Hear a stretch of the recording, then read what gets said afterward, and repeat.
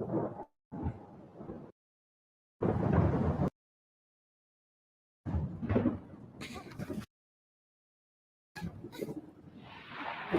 to self. Ex-boyfriends make new better.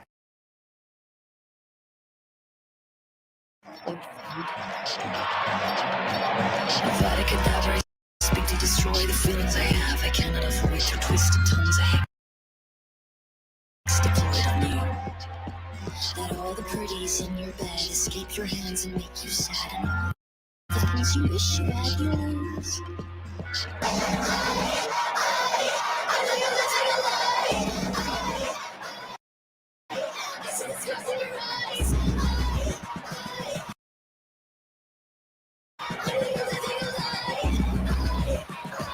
I guess you'd rather have a star than the moon. I guess I always overestimate you. Who do all the things that you do? I'm down in my doomsday blues.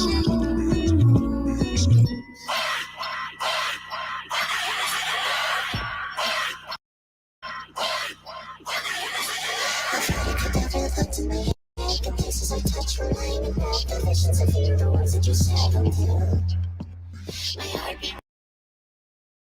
buried in the ground. Into the strings I bind your bound, so when you sleep you'll hear the sound.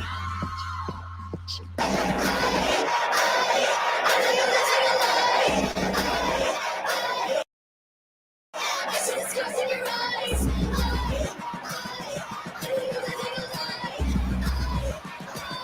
I guess you'd rather have a star than the moon. I guess I always overestimate you. Who do all the things that you do?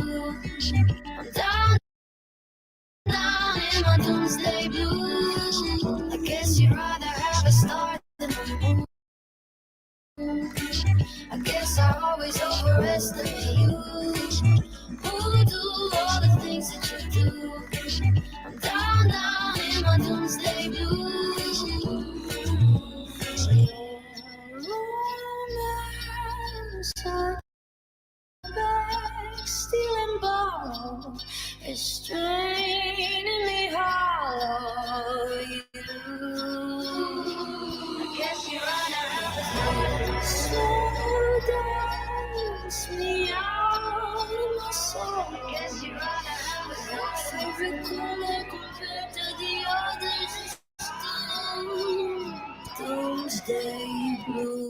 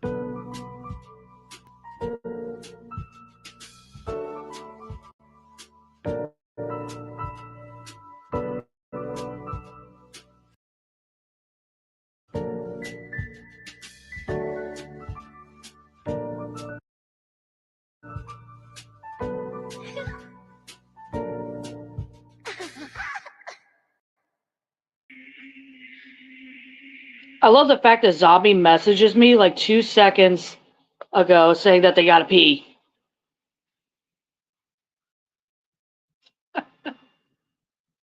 So I will give her a moment to pee before I add her up here.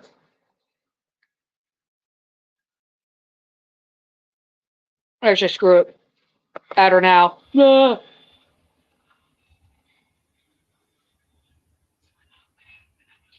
And of course, we're not going to be hearing Zombie because she's in the bathroom. I hope you can hear me, Zombie.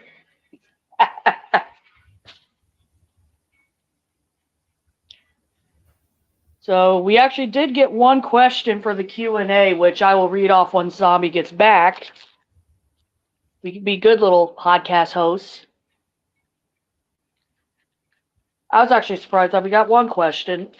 I honestly was not expecting any.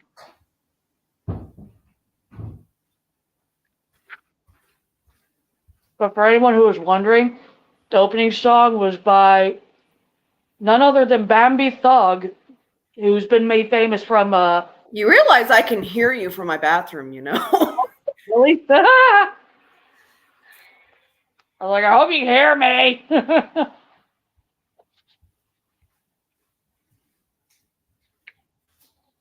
Let me pull up that question that we got.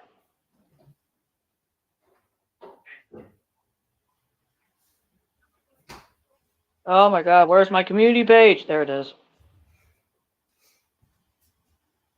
All right, so we got a question from Miss Lovely Lisa, and it's for both of us.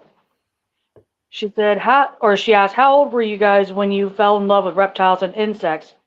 And did you ever take any to school or for show and tell? Practically since I could walk. Okay, fair.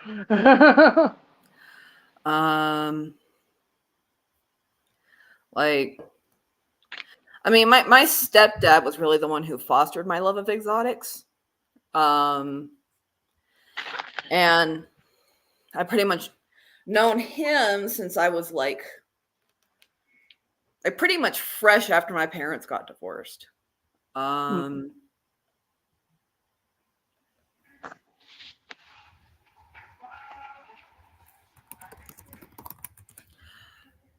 So it's like, and he was already into exotics. He had tarantulas. He loved to go herping. And so, yeah, I was just like, it's just sort of always been there. As for show and tell, I mean, my snakes now, I do take them out and show them to everybody and that kind of thing. I never really did show and tell as a kid. However, both of my parents would hold birthday parties where somebody would bring animals over. Oh, I know what you mean. Like, like the reptile guy, like type stuff. Yeah, kind of like what Emily does. In fact, exactly like she does. Right, yeah, the programs. And so we would do that whole classroom. We get to interact with these animals. The most memorable one was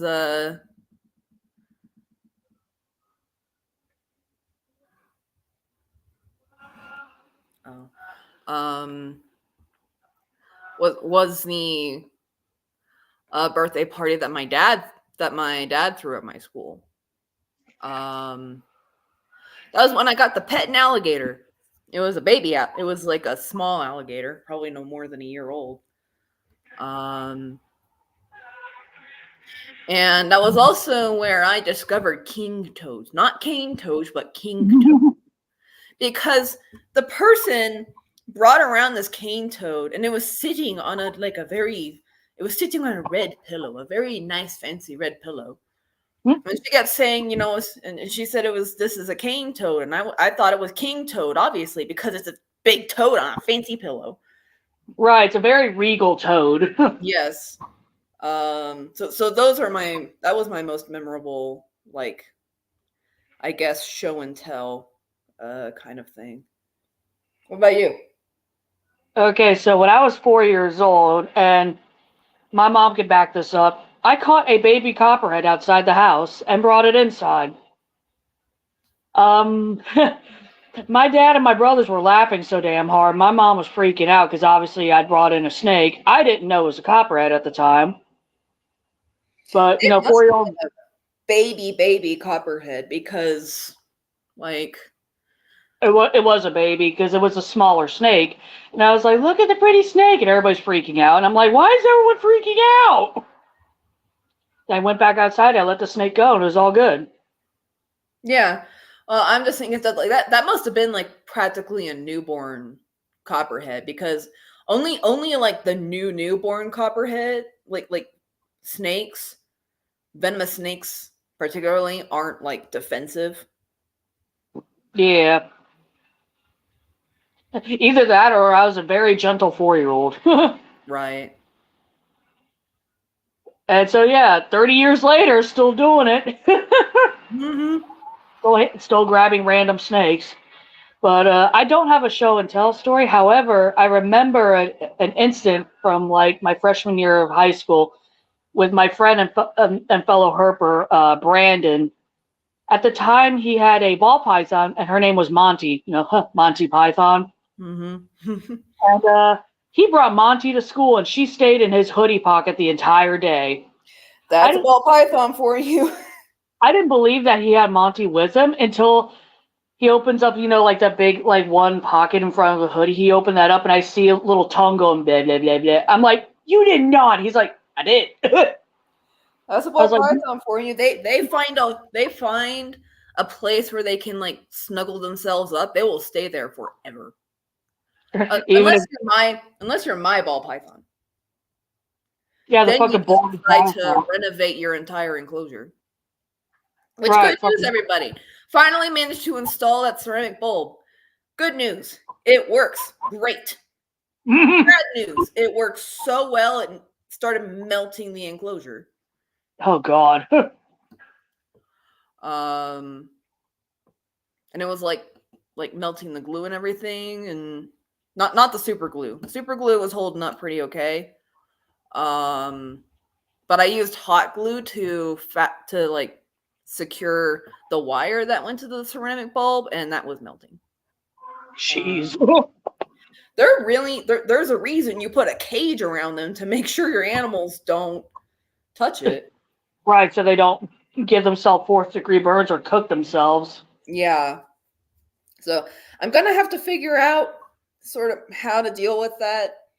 But you know what? I am happy it works because the last ceramic bulb I got was shit and Oh did not work at all. yeah.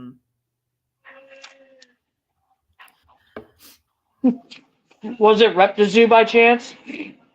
No, I mean, in hindsight, I should have anticipated this. It was like some like Amazon specific brand from China. Oh,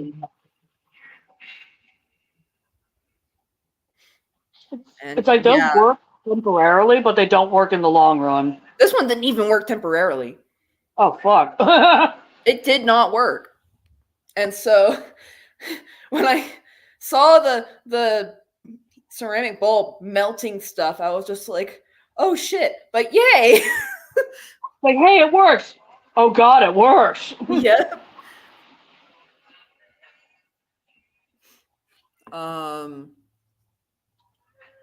And also, both Otto and Cass shed perfectly Woohoo. good sheds. I mean, Otto should have had a good shed because he was in a bath for like days. Right.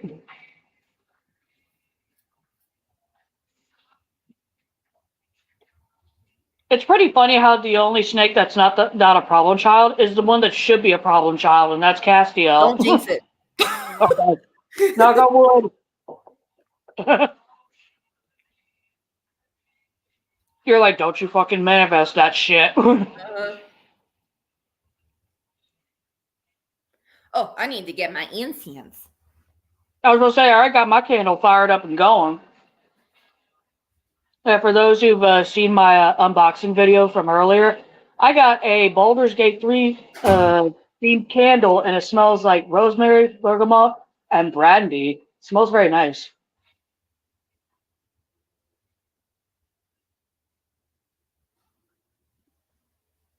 And I also have a drinky drink. I have one of my colas mixed with Jim Beam Peach, so it's a Georgia cola.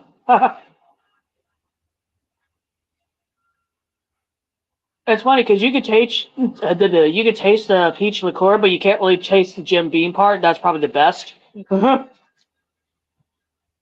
Jim Beam on its own, I can't drink it on its own. I think it's gross. But if it's mixed with something, I'm fine with it.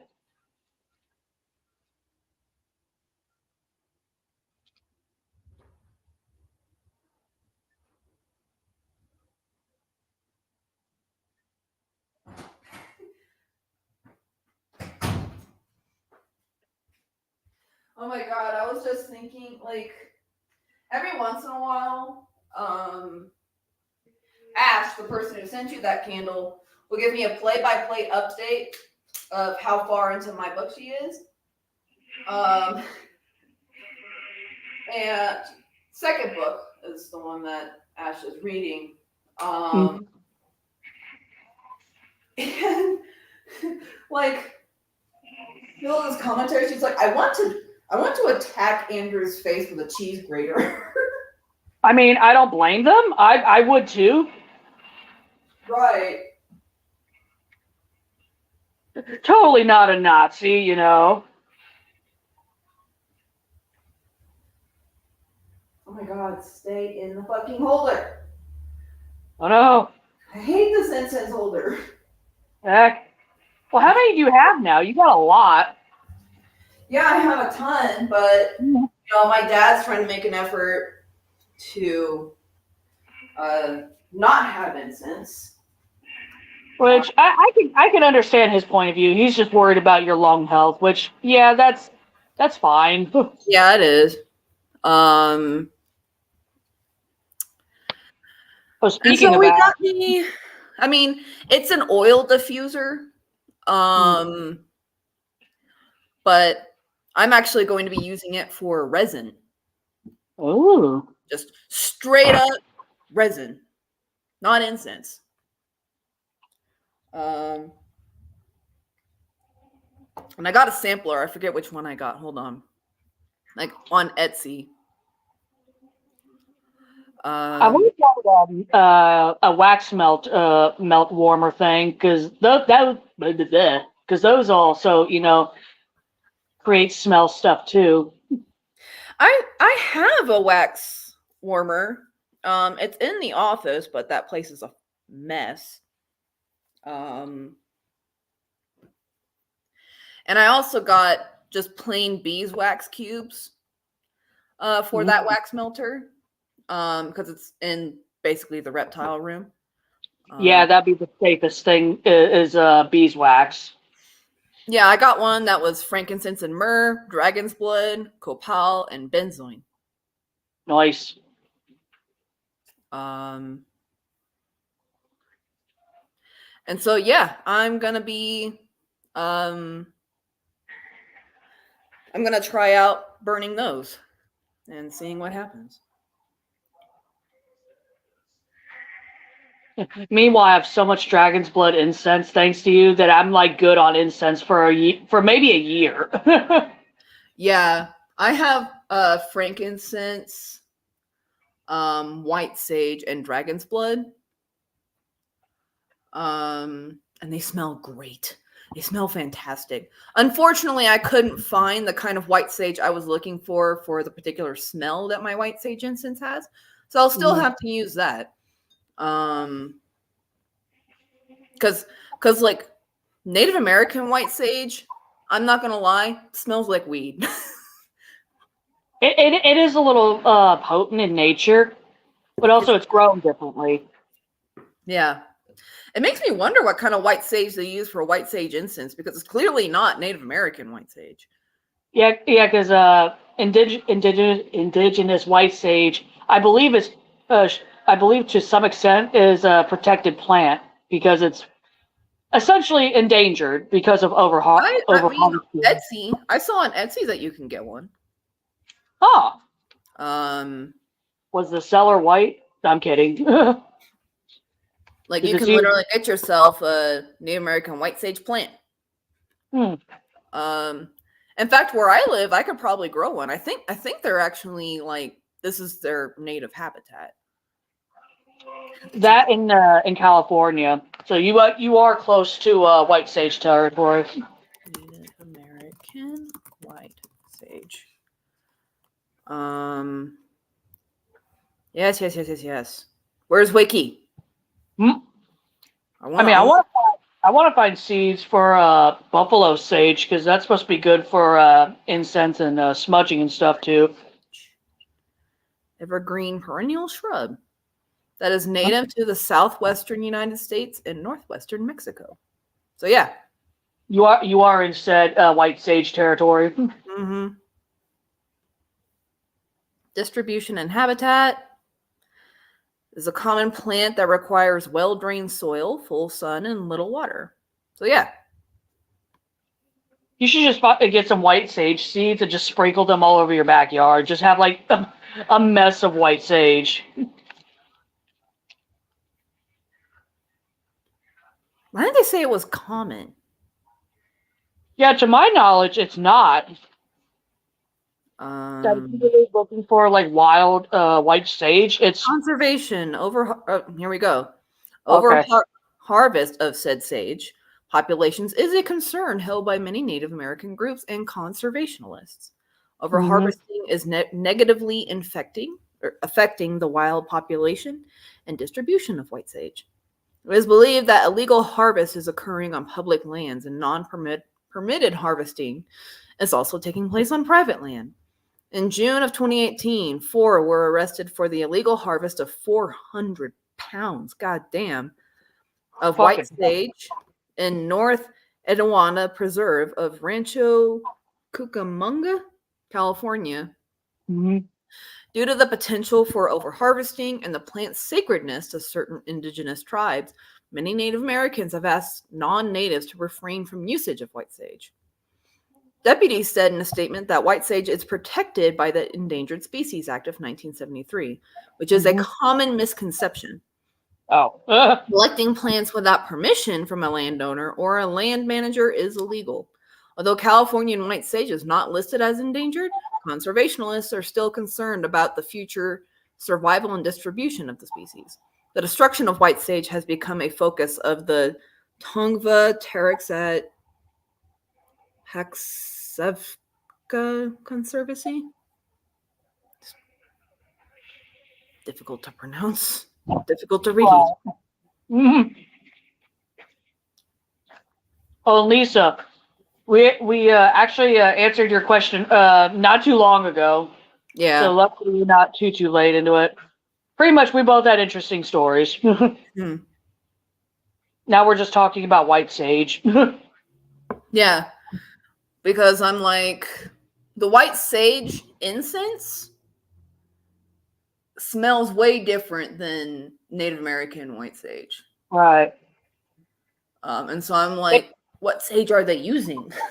Right.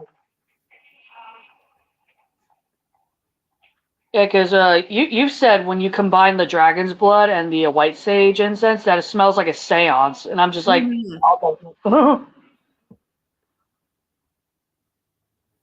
Oh, especially when you pair it with I mean, right now I only have myrrh because I misread fragrant myrrh as frankincense and myrrh, but still smells great. Yeah, myrrh on its own is not too bad.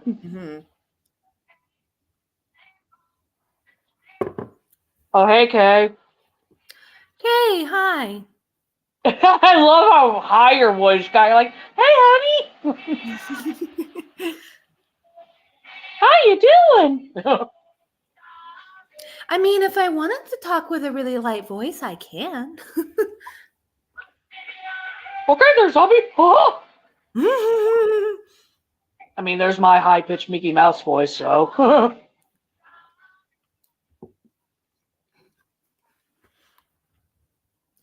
But yeah, it's just like it's kind of confusing me because like if I could find like the white sage that white sage incense sticks are clearly made with, then I'd be golden. Oh, Lisa, the candle smells amazing right now. Oh my god. I love it. I probably won't light it too much, mainly because I don't want to, go through it that quickly. But also, from what the note that came with the candle said is that you could actually clean it out and use the container. Oh. And so, yeah, the container is really nice metal. And so that's what I'm going to do is once the candle is completely gone, I'm going to save the container.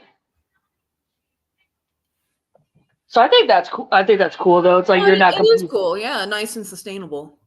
And I think the primary ingredients in the wax is coconut oil. I want to say. So hey, it might be a brand. Well, not a brand. A type of candle that you could have burning without it. Because a lot of candle makers use soy, and I cannot have soy candles. I cannot have soy as a food, Yeah. nor as a candle, because it drives my nose crazy. Which is why I had to, like, for my resin burner, I had to get beeswax tea lights. Mm. Yeah, I'm actually going to double check because I'm pretty sure that they use coconut instead of soy. Because I thought I read it on the card thing here. I want to double check. Excuse me. Bergamot, I don't know what I could compare it to, really. It's that particular of a scent for me that I'm like, I don't know what else it smells You don't like. want something smelling like bergamot. Hmm. I mean, we all know rosemary and no, I was thinking of a different thing. Oh.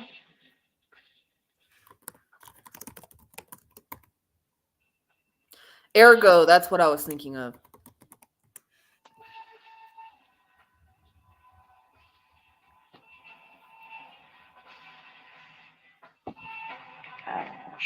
Born. Shit. Born.com. Yeah, I'm looking up on their website new. It was funny because my mom was just like, I wonder how much that candle costs. And she looked at the price. She was like, oh my God. I'm like, yes, I have friends who like me, apparently. I mean, that's the price for something that's handmade. I mean, Yeah. would I pay that much for like a Yankee candle? Hell no. Mm-hmm. But I rather would pay that much money for something that's handmade and it's from a small business. God, that reminds me of the fucking AI tech bros. Oh God. Well, when AI, quote unquote, art, which I just call AI forgery, first started like gaining prominence, the classic excuse was always, well, art commissions are too expensive. This is free. Now I'm seeing AI, quote unquote, artists trying to sell their work for $99 plus shipping. Damn. And I'm like, well, whatever happened to that it's free excuse? Oh, actually, never mind about this candle. They do use a little bit of soy for stability, but it's mostly coconut.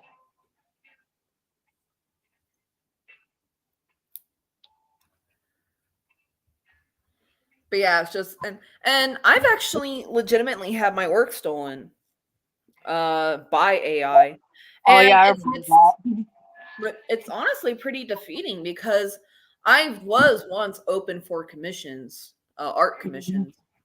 And apparently $25 was just too much money.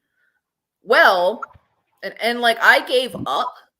I literally swore off commissions just out of how completely disheartening and defeating it was to just have nobody want my work or nobody even care. Well, earlier, last year, I was actually looking for inspiration for my own of dragons for my own work. Mm-hmm. And I come across an image that looks very familiar. I remember when you showed me that, I was like, what the fuck? And they are selling it on t-shirts for $30. Good God. Mm-hmm. And of course, because copyright laws haven't caught up with AI. Yeah, you can't do Jack Diddley. Mm-hmm. Because I think, unfortunately, it falls under fair use when it's put through AI because it's the AI's interpretation of that piece. AI doesn't interpret anything. Mm-hmm.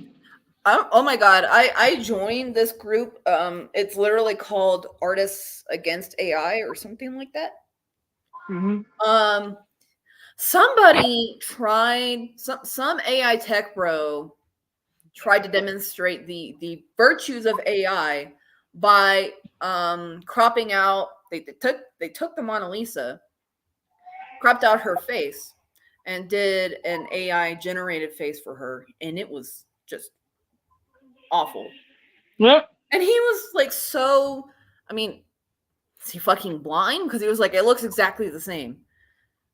And all of us were like, no, it fucking doesn't. And the other thing was just like, the face wasn't just like messed up. It was also weird looking, actually. It was also like completely lifeless. Like the soul was completely sucked out of that painting.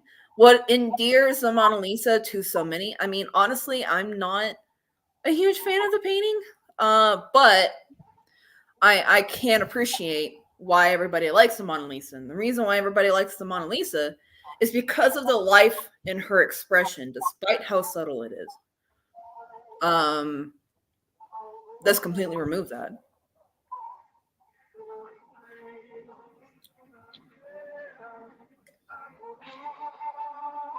Meanwhile, I'm a basic bitch, and I like Starry Night by Van Gogh, and also the Wrath of the Medusa by, God, what's his fucking name? I know his last name, Jericho.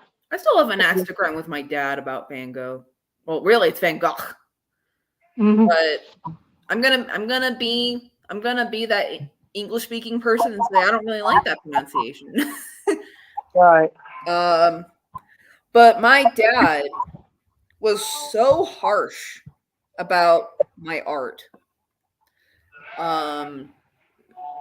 He was like, it isn't, you're not making real art unless it's like classical oil painting, like hyper realistic kind of art. Oh God. And one of arguably his most favorite painter is Van Gogh. Right, and that's not hyper realism. Yeah. And so I'm just like, whoa, wait. So that's acceptable, but my stuff isn't. Thing is, art has hundreds, if not thousands, of different medias within it. I mean, art is an umbrella term for a lot of things. Mm-hmm. And it isn't even, just confined to painting or illustration or drawing. Art is also literature, poetry, Right. sculpting. Like, if the creative process is involved, it's art. Mm-hmm. That's the thing. There is no creative process in AI. It literally just plucks pictures from the internet without an artist's consent and smashes them together. Yep.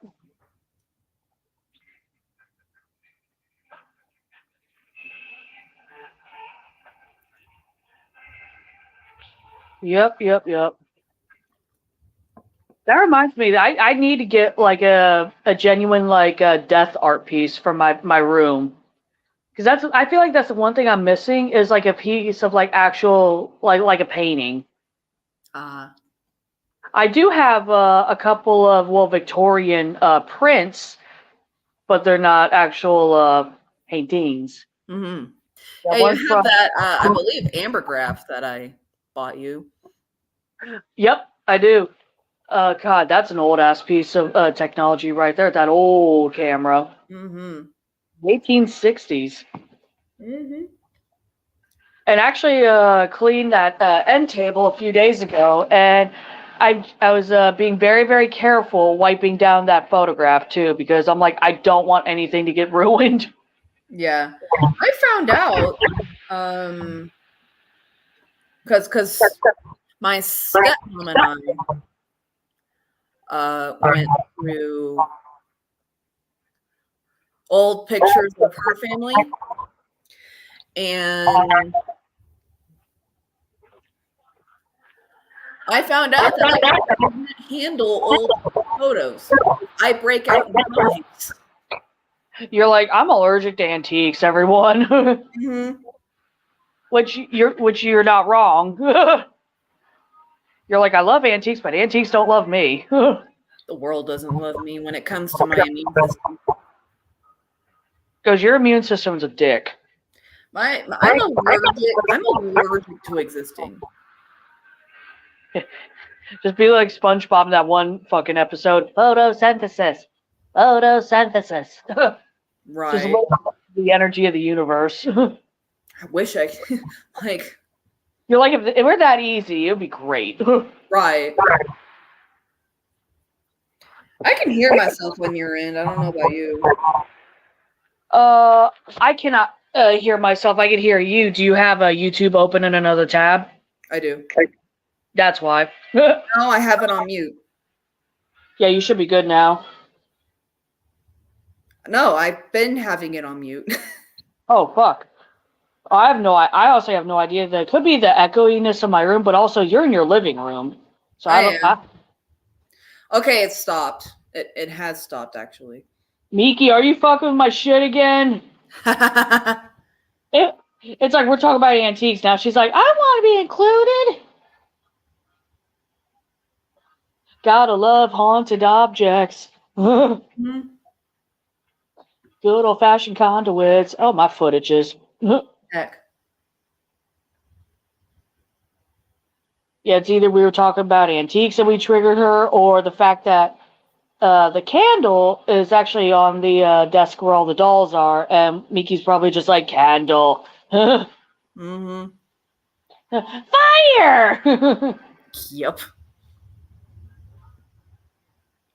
I mean, hey, what little kid hasn't played with matches? Just don't set anything on fire, Miki, please. Please. I have Sour Patch Kids. I will give you a candy if you don't. Damn it. Now I'm thinking about that fucking Arabian Sambo meme. And you don't. Oh my god. If my stories take off and I become super rich, I'm getting myself an Arabian Sambo. Right. It's like, after seeing that kind of snake, how the hell could you be afraid of snakes after that? I would just look at it and be like, it looks so stupid. Mm-hmm.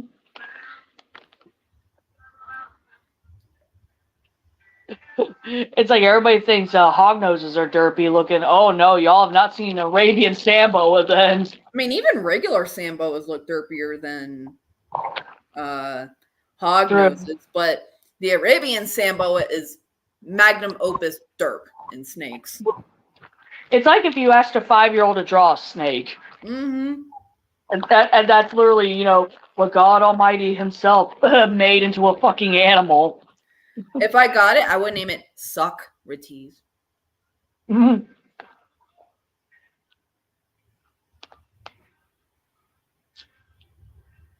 I'd probably name it something stupid like Kermit. Well, no, it would be Socrates. Oh, I know that reference. Mm-hmm.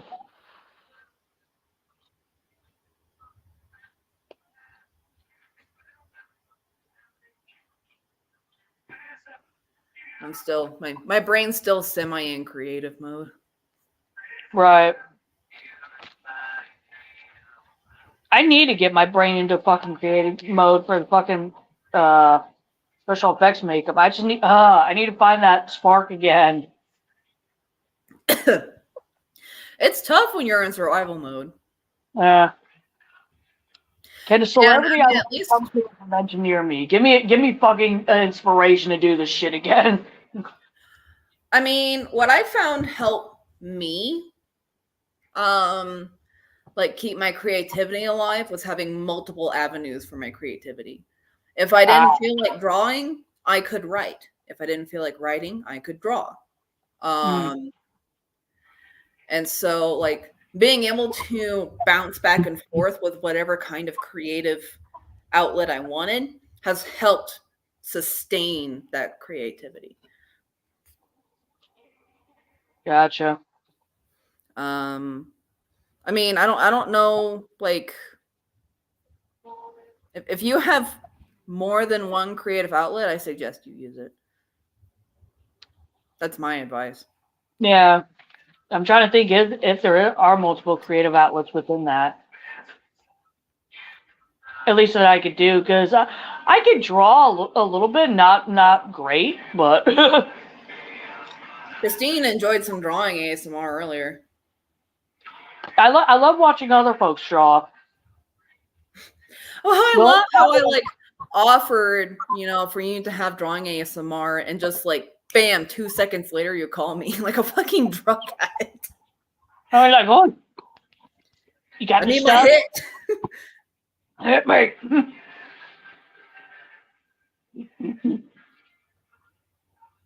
Because the only things I could actually draw are birds for some reason. Well, then draw birds. I want to draw birds.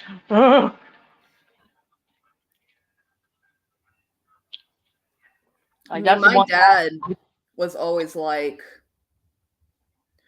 never be satisfied with your work.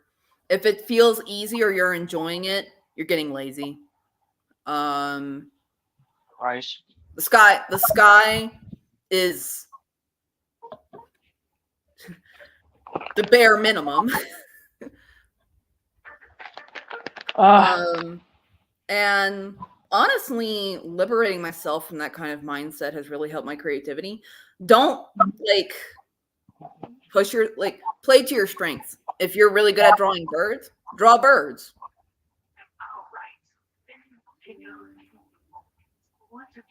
I do actually want to get back into physically painting, because I've always been a decent painter. Painting is good when it's messy, but it's a good one. Yeah, I used to paint years and years ago, but then I stopped and threw away all my stuff. Now I'm like, I want to paint again. Well, then paint again. I mean, I know it's not that easy because you have to pay money for supplies. Mm-hmm. Yeah, I haven't been gifted paint supplies like I was with the special effects makeup from one of my brothers. If I still had my stepdad's kit, I would give it to you, honestly. But yeah, I mean, Ash has also gotten into painting because they find drawing triggering, but they still want to have a creative outlet, and so they've taken up painting. Right. I tried painting and it just wasn't for me. Right. Which, hey, not everybody's gonna like painting, not everybody's gonna like drawing. Yeah, just play to your strengths and play, and just let things fall where they may, where you're meant to be. Mm-hmm.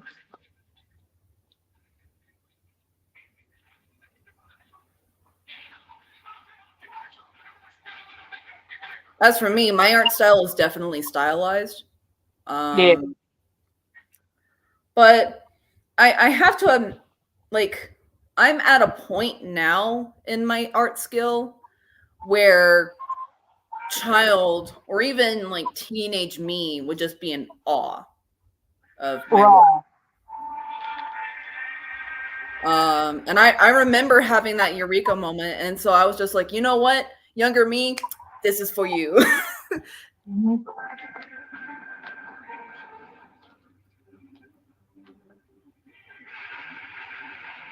Oh, I just realized in 2026, I'd essentially be doing special effects for 20 years at that point, because I started in 2006. God damn, it's windy. Right. I feel old. No, it's windy. Oh. Yeah, it's just been wet here. There was a little bit of rain earlier, but I haven't seen anything since. But judging by the wind, there's probably a thunderstorm nearby, because that's just how they work. Right.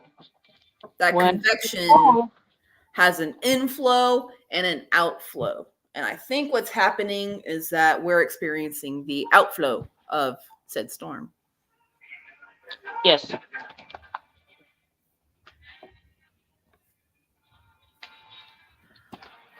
Brain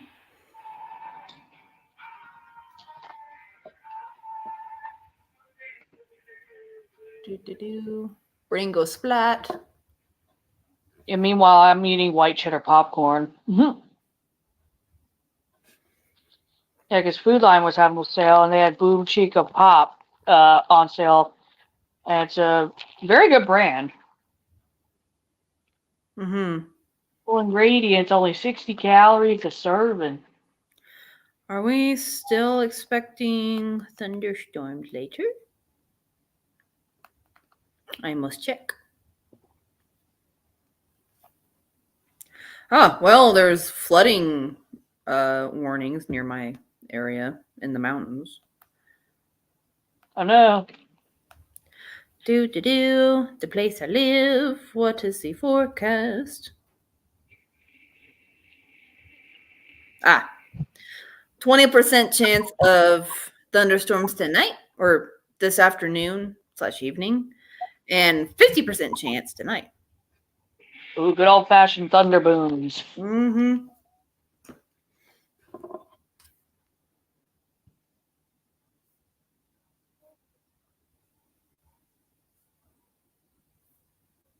Yeah, cola and Jim Beam Peach is the fucking shit. It's good because you don't taste the Jim Beam, you just taste the peach. Jim Beam and the giant peach. Yep. Yes.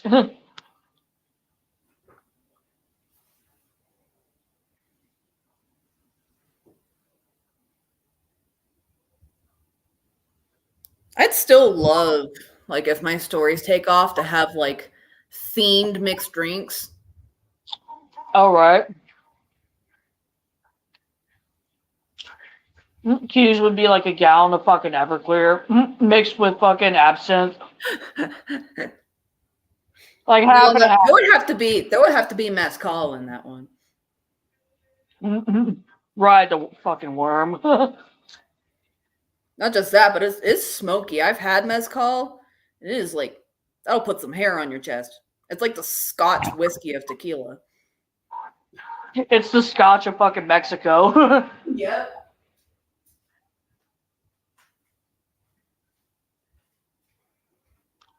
I get more juice. All right.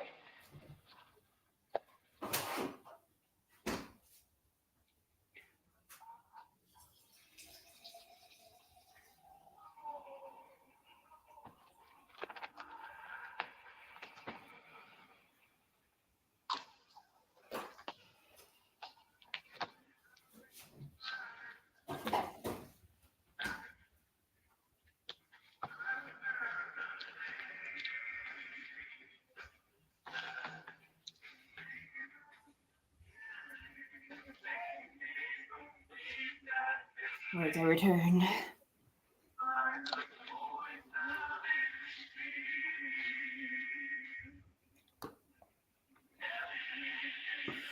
No. Absinthe would be in the emerald nectar. Oh yeah.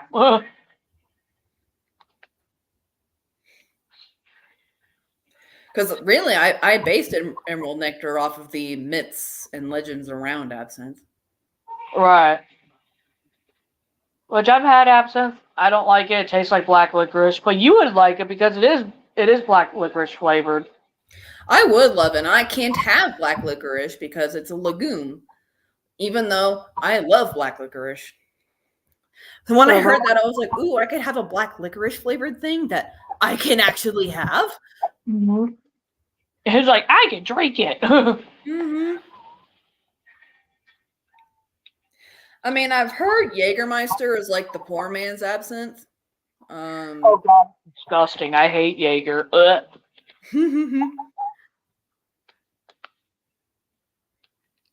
I swear Jaeger's what you drink if you're about to get your leg amputated and you don't have anesthetic. Apparently, I mean, I wonder if this guy's even still alive. My neighbor, when she was in college, there was somebody in her dorms who would drink a bottle of that shit every night. Fuck that. Hell no. I'm like, well, today he's probably dead of alcohol poisoning. I mean, like when I worked at my fucking local liquor store, you'd be fucking amazed how many regulars you get on a daily basis. Yeah. When you start knowing customers by like fucking first name, like one of my former customers from my liquor store days is still friends with me on Facebook, and I know exactly what she gets every single time she goes. Either a pint of Hennessy or a fifth. Mm-hmm. She would almost never deviate from that unless she was getting 1,800 brand tequila for her dad. Wow. I remember those fucking orders. I was just like, shit. This would be almost every day. Like, goddamn, how are you all not dead? I mean, Everclear is what some flamethrowers use, right? Or flame spitters, whatever. Fire eaters. Fire eaters, yes. Yeah, the one of the very last sideshow acts that are still performed today. They either use Everclear or if they're real old school, they use gasoline. Ugh.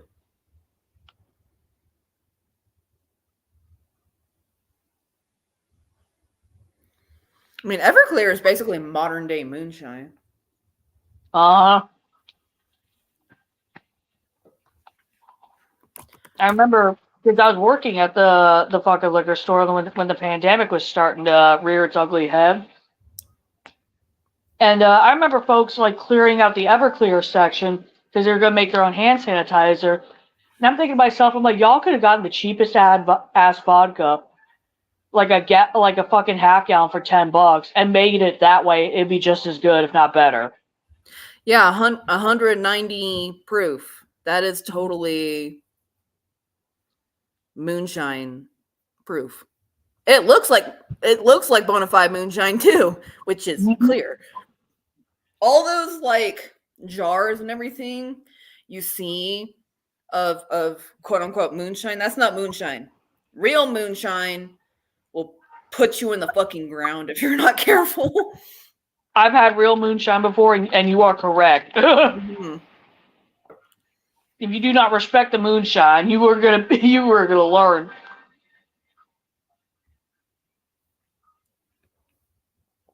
Meanwhile, if you go to any liquor store and they sell, like, let's say Midnight Moon, which is a brand of moonshine, it's not real moonshine. It's technically an unaged whiskey because it's clear.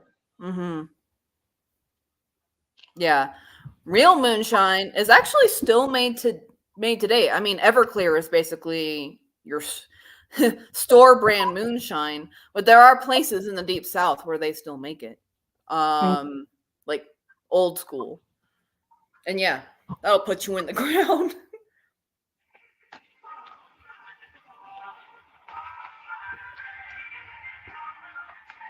And I remember a video of everybody like trying different moonshines, and they managed to like and first of all, you know, there was the old smoky moonshines, and those were all right.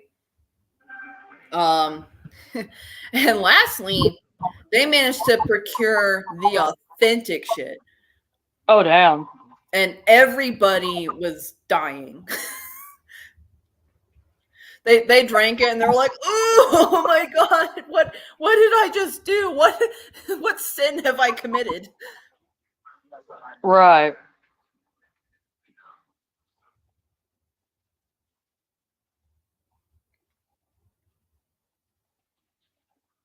I need to get new batteries for my fucking remote because I hate using my.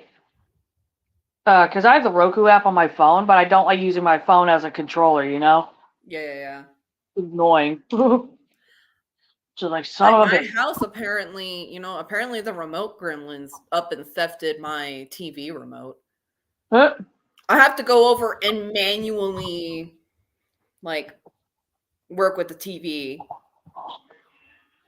That With fucking the buttons on the side. Hmm? Oh, which by the way, I still need to give my neighbors back their TV antenna. Oh, yeah, after you nabbed it to watch the Kentucky Derby. I'm gonna need to have a TV antenna again to watch the Preakness, which is this Saturday.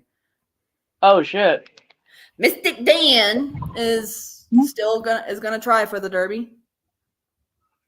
We'll see how well he does. Fucking names of horses, though. Of race horses. And again, one of the only champion racehorse I've ever seen in person, her name was Stop Shopping Debbie. Yes. Generally, though, I mean, I've noticed that the Triple Crown winners have very regal names. Secretariat, War Admiral, Sir Barton, American Pharaoh, just Yeah. Mm-hmm. And then you got She Biscuit. Seabiscuit was not a Triple Crown winner, but he was a champion racehorse. Okay. But sometimes I will literally do that like limits test on horses who've won the Kentucky Derby. You got 5 minutes, girl. I'll do that limits test. Joey, I'm trying to talk. On the Kentucky Derby winner, like I'll see how like noble their name sounds. Right. Okay, this horse may have a better chance of winning Triple Crown than other horses. So anyone who bets on the Derby, there's your advice right there. No. Bet There's been plenty of dumbass names for Derby winners. I have a friend who bets $2 every year on the Kentucky Derby. Oh, nice. I don't bet. It's just not for me. You just like watching the horses. I do.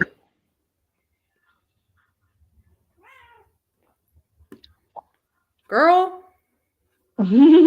Joey's like, feed me, Seymour.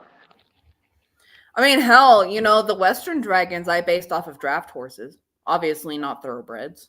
Right, but they're like big and stocky. Mm-hmm.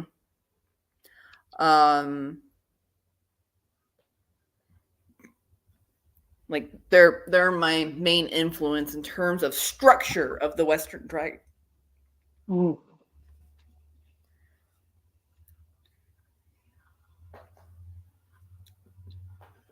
And my dragons are kaiju sized. Mm-hmm. A few of them even bigger than kaiju sized.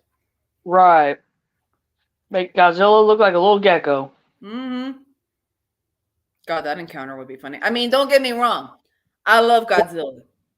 Godzilla is awesome.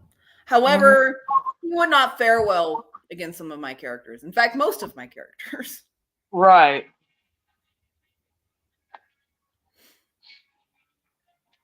I mean, hell, a certain someone would just think him out of existence. Yep.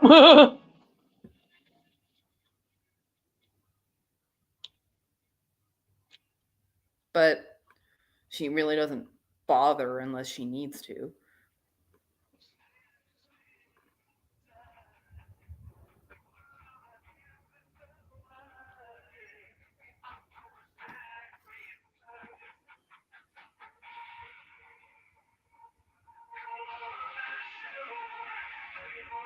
What are you listening to now? I'm listening to it like an fucking old ass goth metal favorite, Hymn. Hemlock. Like, God, this takes me back to fucking 2004. Really? I had no idea that poison hemlock was in Washington State. Oh. I'm trying to figure out like where it grows to see if I need to worry about it. Oh yeah, fair. Poison hemlock.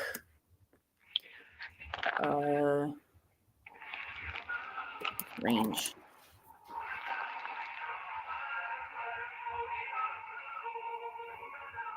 Okay, so it is here.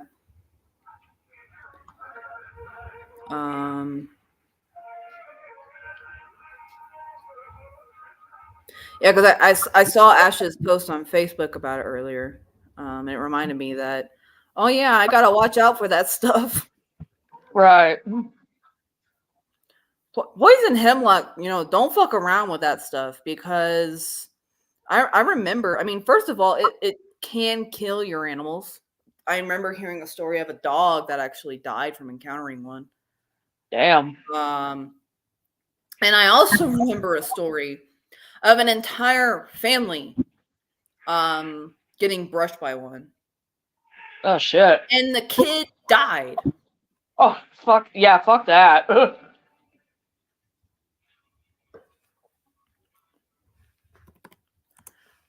Like, you don't mess around with poison hemlock. They're crazy. Right. Oh, my goodness. So I got cashews in a food line, too. Where the hell are my cat? Oh, there we go. I found my cashews. They're salt and pepper flavored by Emerald.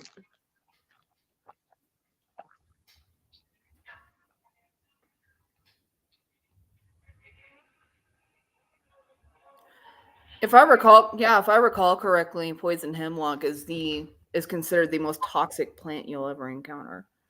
Damn. Yeah. So don't encounter it, y'all. Right. I think there may actually be one outside my house. Oh, damn.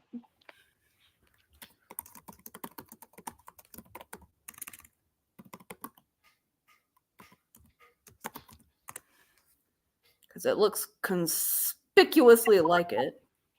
Which is why I avoided it.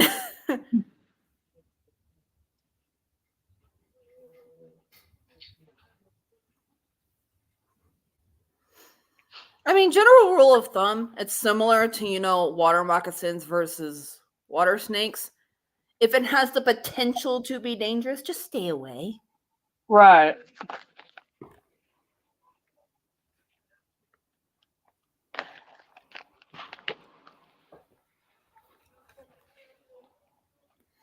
Yeah, I remember seeing a story about, a whole family that ran into the thing and the child died. Jesus. Encountering it. Just running into it, not eating it or anything.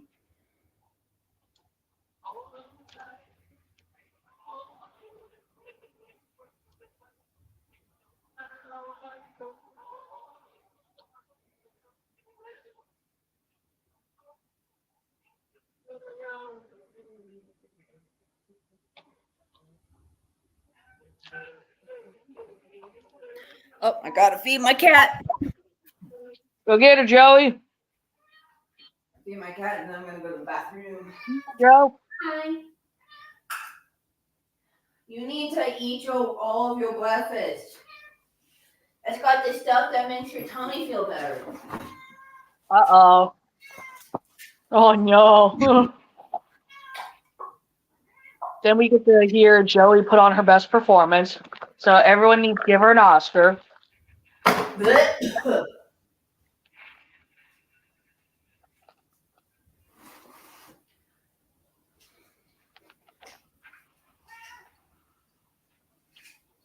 Your food is rank, Joey. Gotta love stinky cat food. Ugh.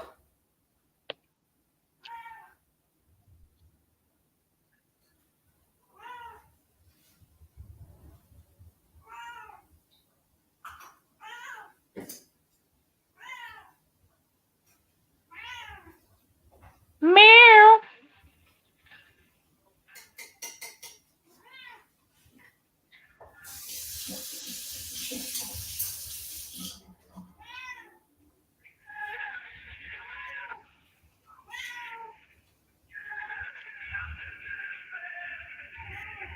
Don't tip your food over, okay? This water's good for you. Water's good for you, Joey. You need to be hydrated. You go. All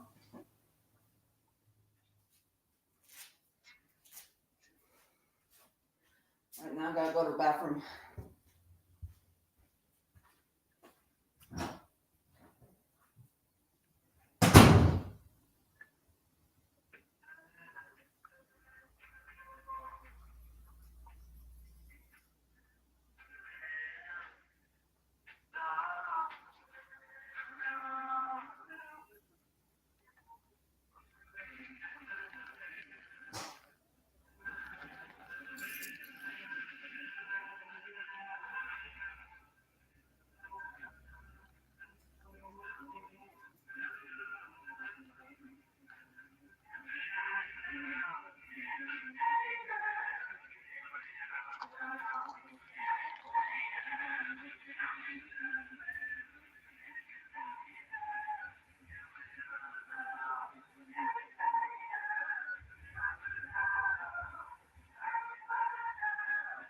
Yeah, hopefully Joey's eating her food, not being a bugaboo.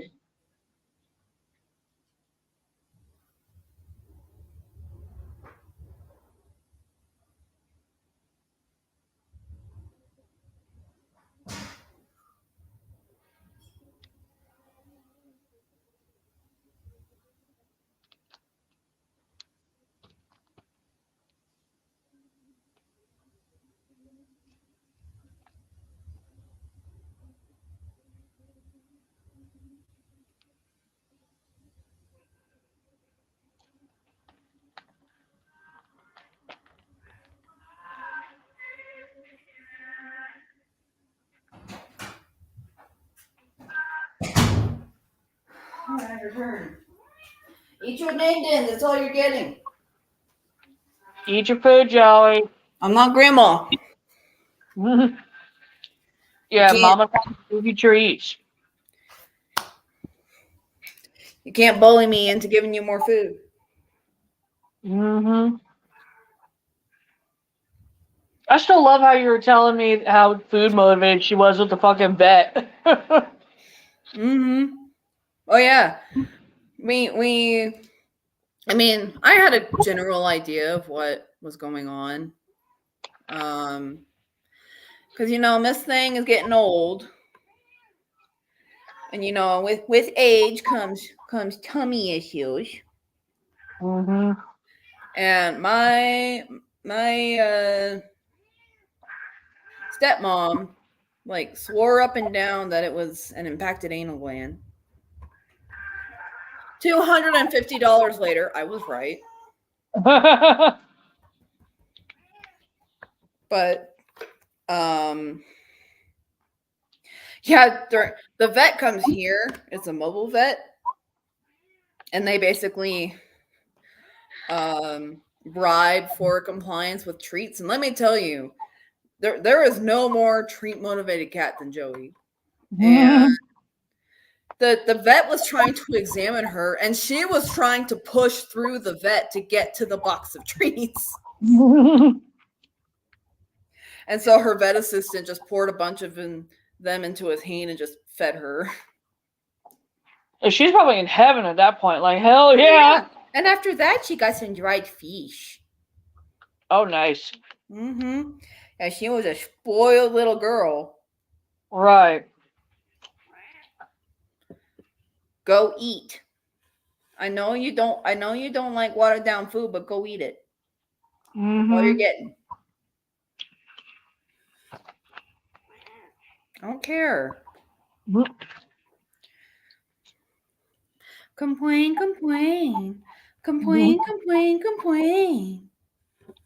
That's all you do. All you do is complain. Uh-huh. Typical cat. Always got their opinions. Mm-hmm. It's so judgmental, Joey. Mm-hmm. Mm-hmm. Oh my god, I love how obsessed you are with that one newborn in my stories. Right. So cute. Mm-hmm. Actually, there's two, but yeah, still. Yeah. Well, that one's not a newborn. Yeah, that one is still a child, but still adorable. Mm-hmm. Well, have a good night, you too. Good night, Lisa.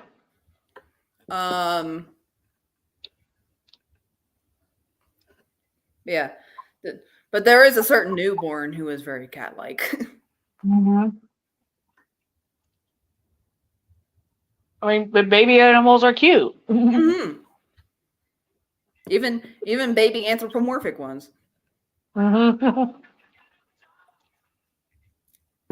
I still need to draw her. My mental image of her is awesome. Right, but you're just like, how do paper, or like, how do art tablet? I have to. I mean, especially for somebody that intense, I have to be in the right mood for it, or I'm not really gonna capture that person's energy. Right. And lately, I just haven't. I've just been kind of like vibes. And so I haven't had the haven't found the energy, the kind of energy I want to be able to draw her. But my mental image of her is really cool. I'm very excited to draw her. Right.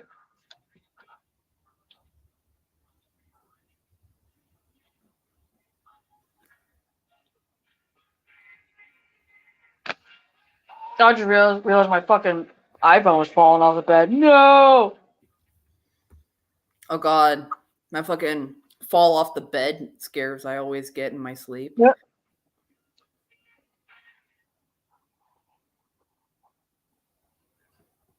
GNC Sierra. It's the truck. Get 1.9% APR 2020. That's over 41. Which I hate those. You know what though? Even though I've never seen a tornado in person, I have so many tornado dreams. Right. That's pretty wild, though. It is. And they're like realistic. Well, to a point. The tornadoes look very real.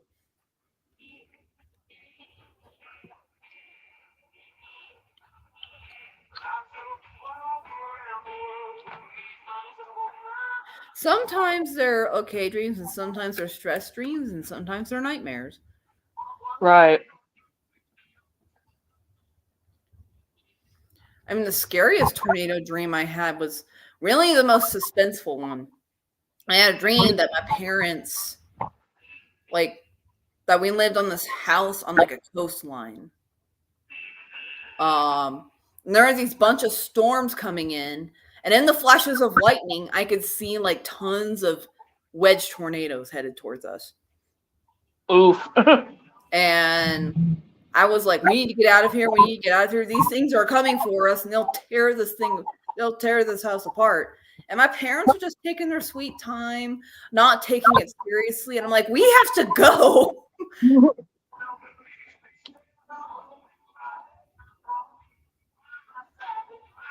I wonder if there are any, like, I mean, water spouts are a thing. I mean, you think of a water spout, you think of those like long, spindly noodle water spouts. Sometimes there's a stovepipe water spout. I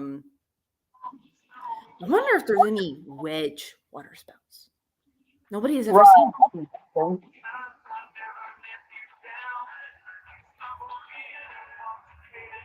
That'd be fascinating to see. Right.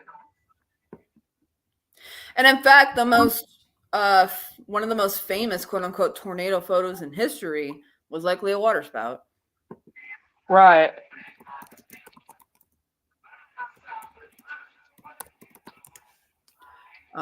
You have likely seen this one. Mm-hmm. Let me. Time to fight with my mouse pad again. Oh no. Fucking Brand too. I hate it.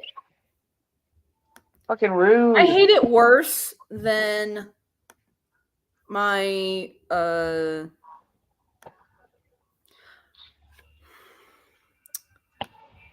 old laptop's mouse pad.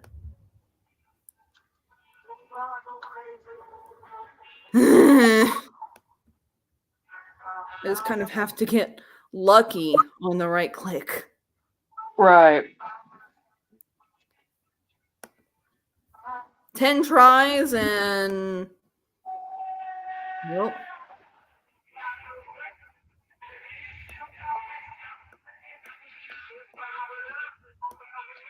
Oh, apparently right click just does not exist. I know. Oh my god, murder. Technical difficulties. So much murder.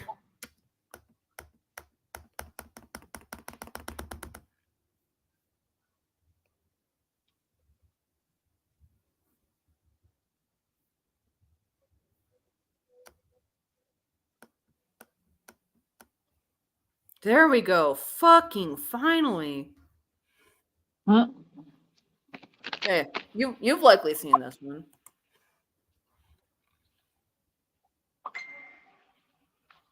If you're finally ready to take a trip without kids, why Yeah, the action does look familiar. Mhm. Yeah, it's like one of the most famous tornado pictures of all time. And it was most likely a water spout. A water spout. Wow, there are so many AI art pictures of tornadoes. What the fuck? Oh, rude.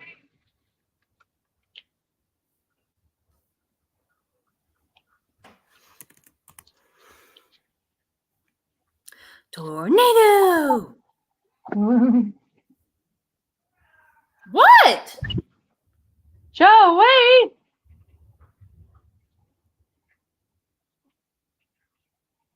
Now I'm looking at pictures of actual tornadoes.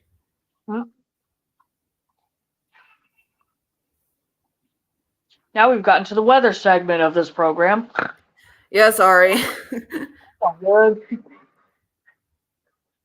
Who can say no to like Reed Timmer or Ryan Hall, you know?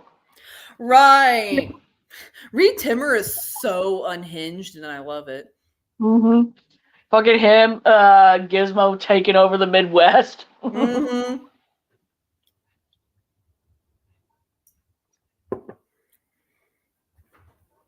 So I don't get why everybody wants an EF5 tornado again. It's just like, yo. It's like, that's not something to cheer for or to wish Exactly. on. What you want is an extremely beautiful, photogenic tornado that is not an EF5, that is out in open fields. Mm-hmm. That's like the best case scenario. Mm-hmm, mm-hmm.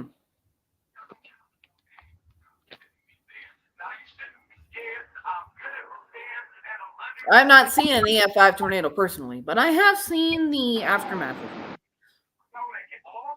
And I still do not regret not seeing that tornado personally. Right.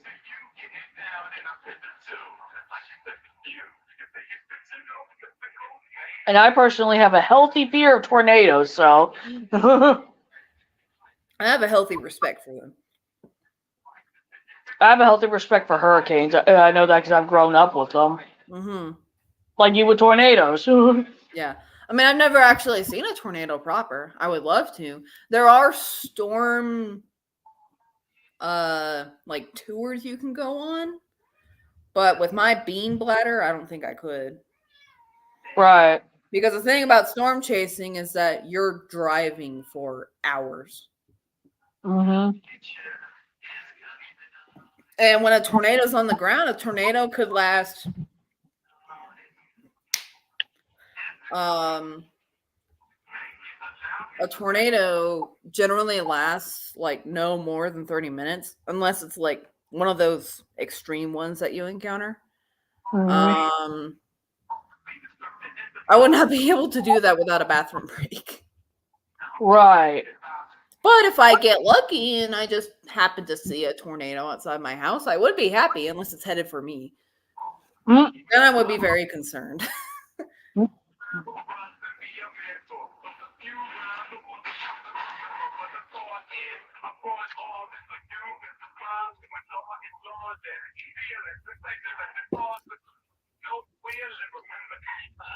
In my opinion, the scariest ones are rain wrapped tornadoes. Right. Rain wrapped and nighttime tornadoes. Yep. Hell no. To the no. I will take the giant coastal hurricanes over tornadoes. Yeah. I mean, that is the thing about hurricanes. Just like hurricanes, you know, they're like a week out. Mm-hmm. You know that a hurricane is coming. About like 3 days out, they tell you pretty much exactly where this thing is going to hit. And so there is like preparation for said incoming hurricane. Tornadoes are not so predictable. Tornadoes can just drop like anywhere in fact, in squall lines, they're notorious for what are known as spin-up tornadoes, where a tornado will just plot down for like 2 or 3 minutes and disappear. out of nowhere. Supercells, they're a little more easy. They're a little easier to predict if they're gonna drop a tornado. But even then, it's just like the supercell could look like it's not producing a tornado, and it could have a tornado, and vice versa. It could look like it's producing a tornado and not have a tornado. And so they are much more unpredictable than hurricanes are. Mm-hmm. And of course, the other unpredictable factor is you never know how strong that tornado is going to be. You know, hurricanes, they tell you like 3, at least 1 day before that hurricane hits mainland of like, okay, it's going to be a Cat 1 or a Cat 3 or a Cat 5, you know. A tornado, it drops down. You don't know how strong it's going to be.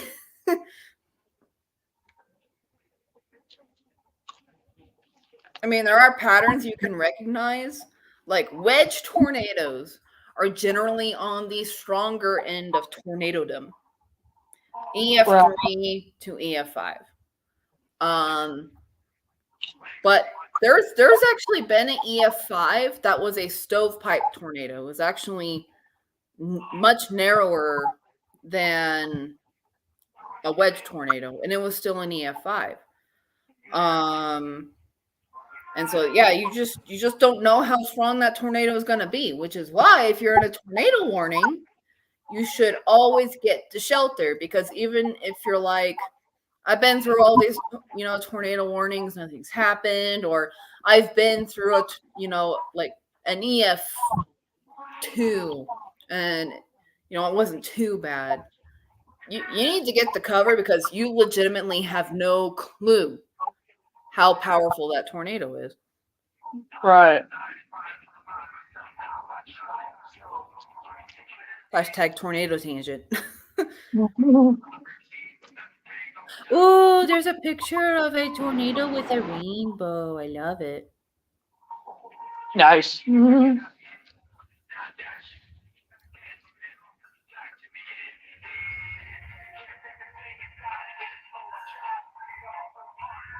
However, I will say a big hulking tornado coming towards you generally does instill fear. Uh-huh. You're like frightened. I'm loving the schedule of a hurricane. Mm-hmm. So Friday at 7 a.m. through, you know, Sunday 7 p.m. There we go. Mm-hmm. Yeah, that's the thing about tornadoes. They're more predictable than other natural disasters. I mean, if I had a scale of predictability for natural disasters, the most predictable would be volcanic eruptions. That volcano is telling you for months, maybe even years, that it's about to blow. Right. And then you have hurricanes, where you at least get a week's notice of what this, like where it's going to hit, 2 to 3 days beforehand, exactly where it's going to hit, and also how strong it will be by then. Then you have tornadoes, which, in my opinion, are one of the most unpredictable weather phenomenons. They can just, if there's tornado potential, they can just appear, and you don't know how strong they will be. And they're just like, if you get a tornado warning, you have minutes to get the cover. Mm-hmm. And after that, tsunamis. Tsunamis generally happen as a result of an earthquake. And so if there's an earthquake near a coastal area, you know that there's a risk of tsunamis coming your way if you're in the damage path. And of course, the most unpredictable natural disaster is earthquakes. There's no earthquake forecast. There's no, like, this earthquake is going to hit here. They just happen. Mm-hmm.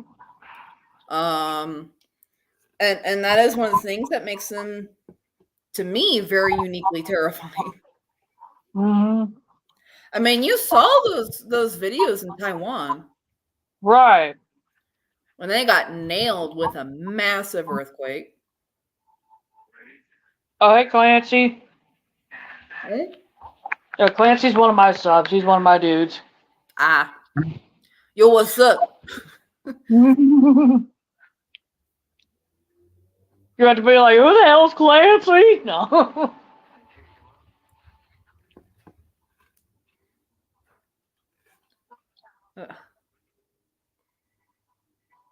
Yeah, because for a second I thought I read that as Kay was back in, and I was like, oh hey, and I was like, oh wait a minute, it's Clancy.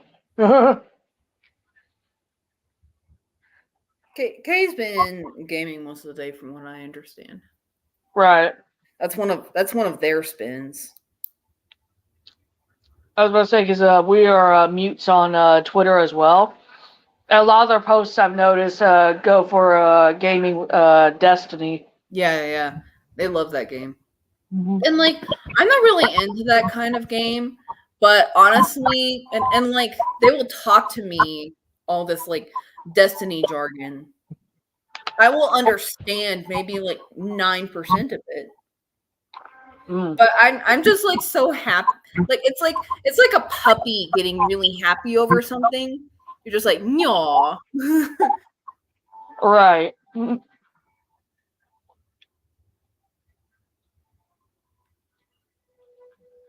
just like, I don't understand I don't understand what you're talking about, but please keep talking because it's adorable.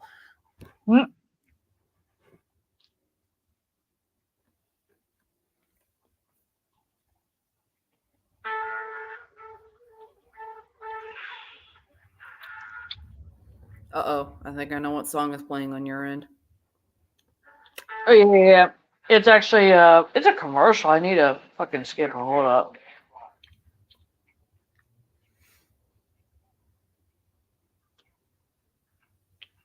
Fucking Roku app. God damn it. There we go. My Chemical Romance. Why not? I mean, hey, classic, man. Right.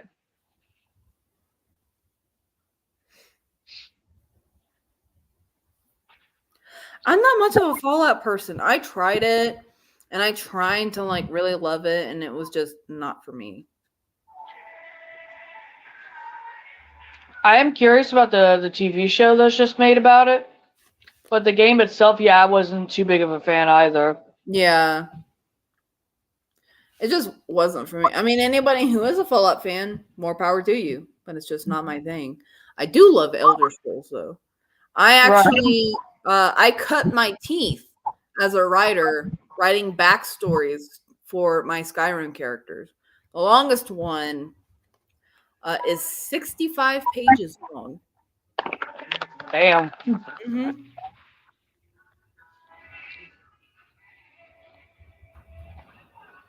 Oh my god. So fucking windy out. That one Jesus. actually shook the house. Damn. Yeah. For real.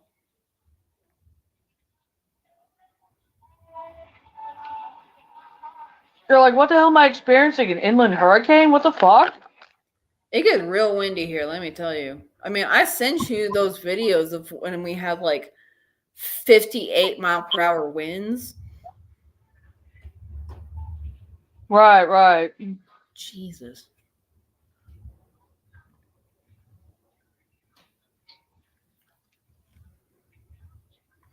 And I am low-key wondering if if this summer we're going to get a storm system like the one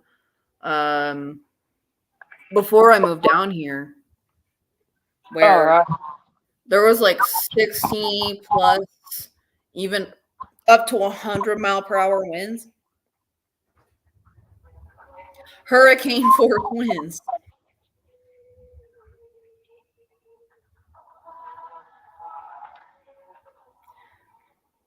For some reason, the song you're listening to sounds to me like Arabian Nights.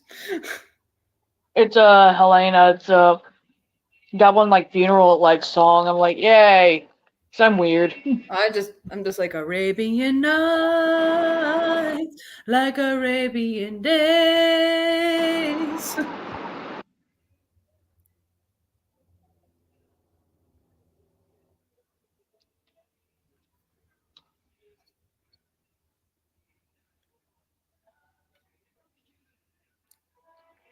I was never a fan of Aladdin to begin with. The live action, but you know, the live action one had me watch it for the same reason I watched the animated one, the genie. Mm-hmm.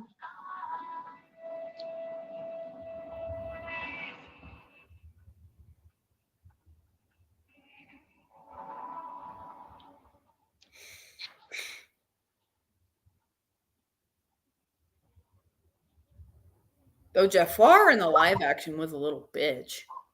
Right. There was no intimidation factor about him. Right. He's not like our Jafar, from the 90s. Yeah, like Jafar in Aladdin, I will say, was like very intimidating. Mm-hmm. And this guy was just a wimp. Mm-hmm.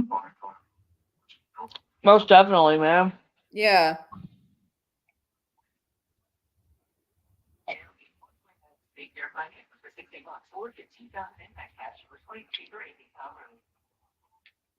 Oh, there's a lot of liquor on the bottom of that. Oh, Eh?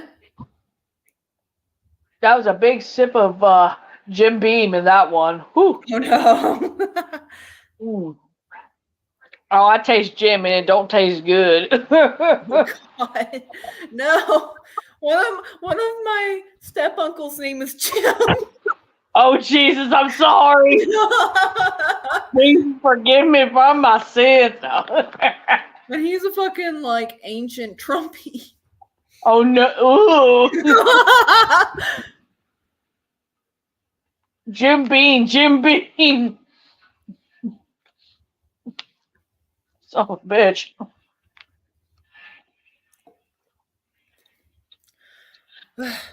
Trump is clearly on his way out. Can you walk faster? Right. Ooh, excuse me. Healthy. Yeah, my bad.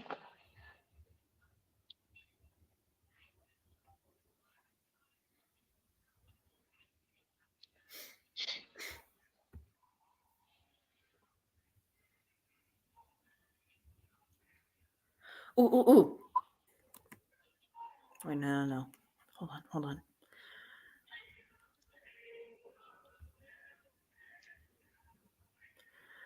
Do. Hold on.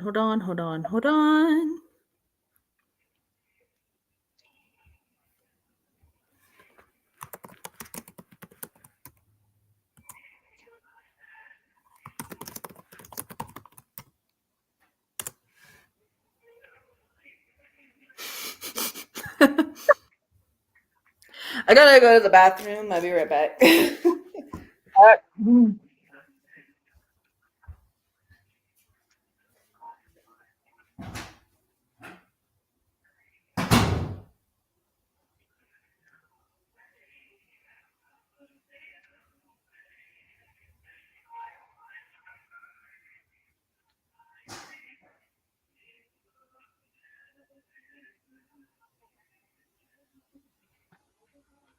Man, these cashews that I have are really good. Ah, shit. Oh, that sounds like that'd be good, though. That'd be good, Clancy.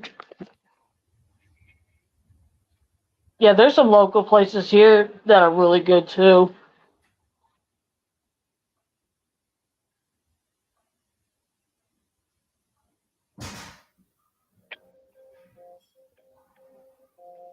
Mm.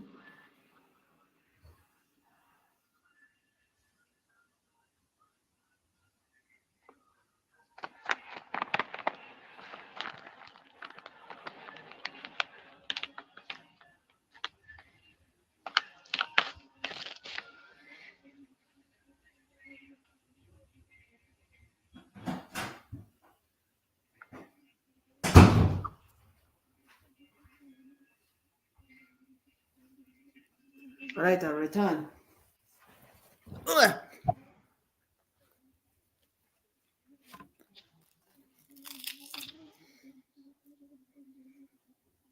Mm-hmm. Oh, I used to drink beer, and I used to enjoy beer until I became allergic to it. Which is rude. I would break out in horrendous hives and get horrible GI issues. And I was just like, you know what? It's not worth it. Right.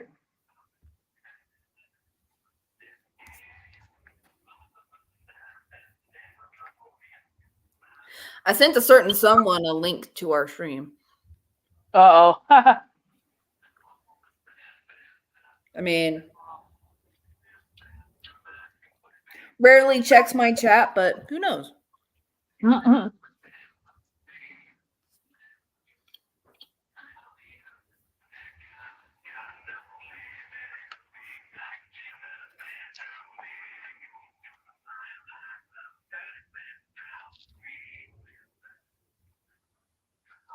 Meanwhile, I'm scrolling through my Facebook and all I see is beer advertisements. What the fuck?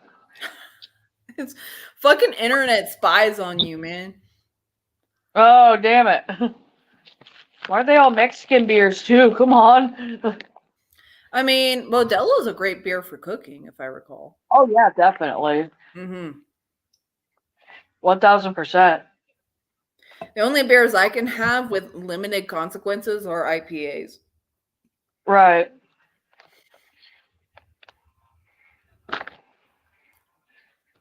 And even then, if I drink more than like 2 bottles, I'm in trouble. Right.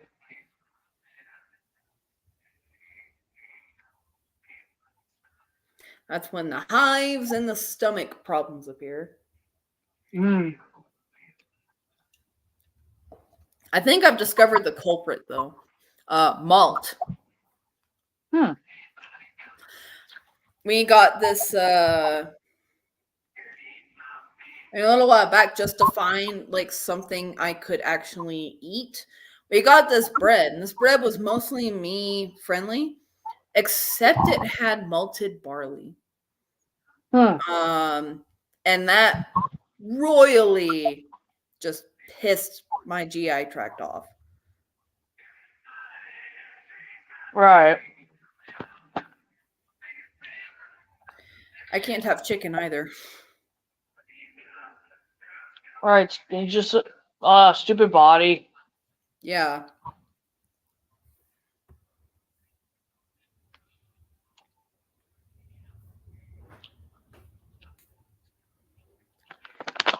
Dang, it's still so windy out, man.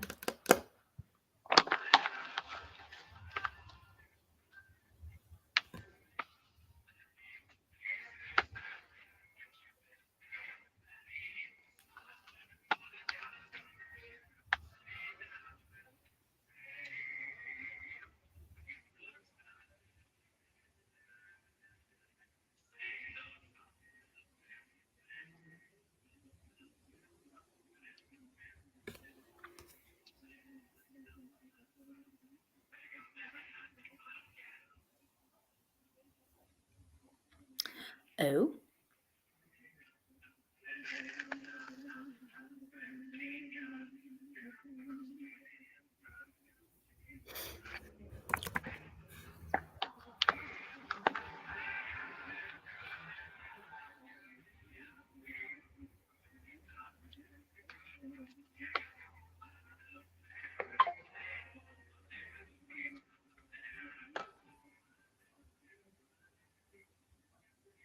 Oh, it smells so good in my house.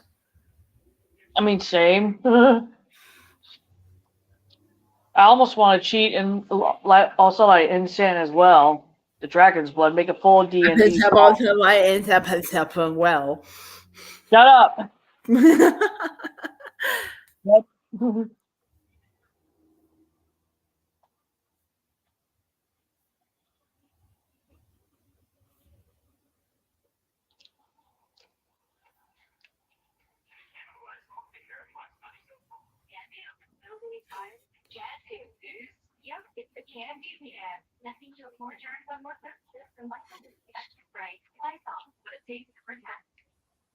Now I want an IPA. God damn it. I love IPAs, but I can only have like one. Right. It's like I have a cheap beer. One's like once a year. Pretty much. That's the main reason I drink wine is because I can't drink beer. Mm-hmm. And wine is full of antioxidants and a surprising amount of nutrients, which I desperately need because I cannot eat practically anything. Right.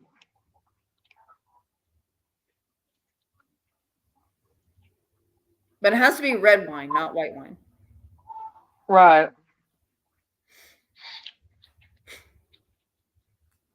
Oh God, if our plan works out, that's going to be an issue. I can't have beer. You can't have wine. With our cooking, that's going to cause a problem. Right. Ooh. Look at chat. Long time no see. Ash, hello. So good to see you. Your candle's making my room smell amazing. It smells like the vampire twink. I was about. I'm gonna put it in chat. Mm-hmm. Oh no.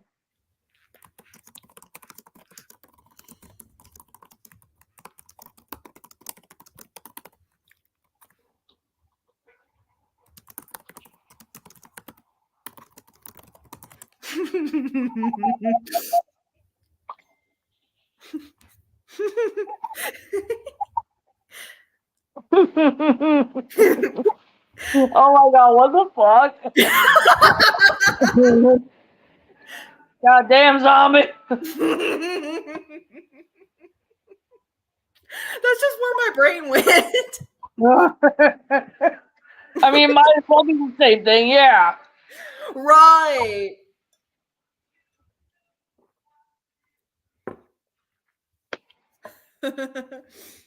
Oh my god. That's just where my brain went. Don't blame me. ADHD and also sex pun brain works in mysterious ways.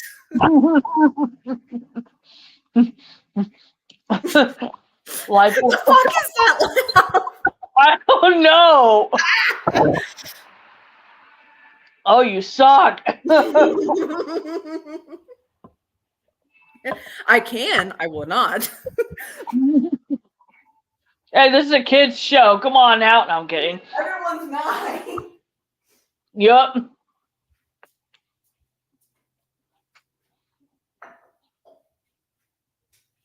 I want to get more juice. Yeah, wine. Meanwhile, I have low-grade whiskey, but it's all good. I got mostly whiskey. It's all good. Yeah.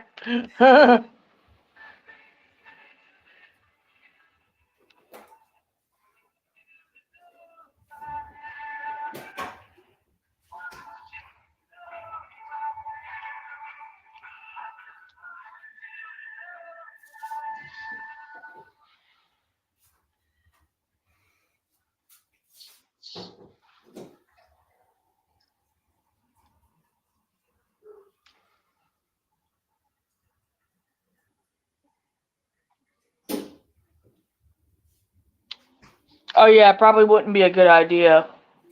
Especially if you're full of soup.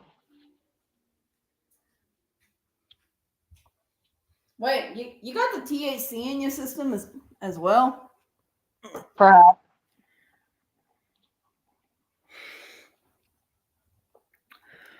More power to you. Yeah. You die a hero's death. Yes. Soup. Ooh, what kind of soup? I've been trying to get into soups as just a way around my body hating sustenance. Right.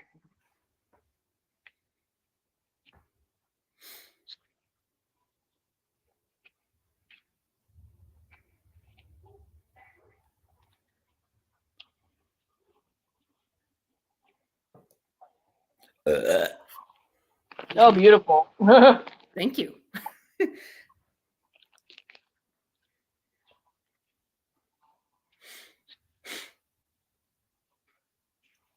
Ooh, that sounds good and also painful. Yep. I don't know why, but Dad, he won't let go of my whiskeys. Yep. Yeah, water. Ah, poor thing. Right.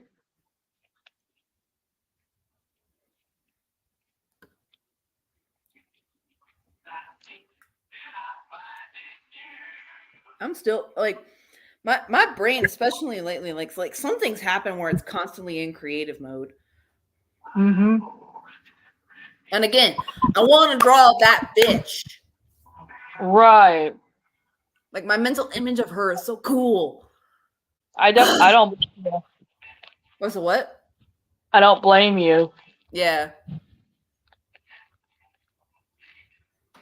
Again, very intense person, requires the right mindset to draw. Mm-hmm. God damn, it's so fucking windy out.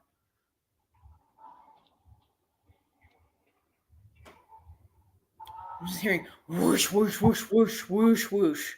Mm-hmm.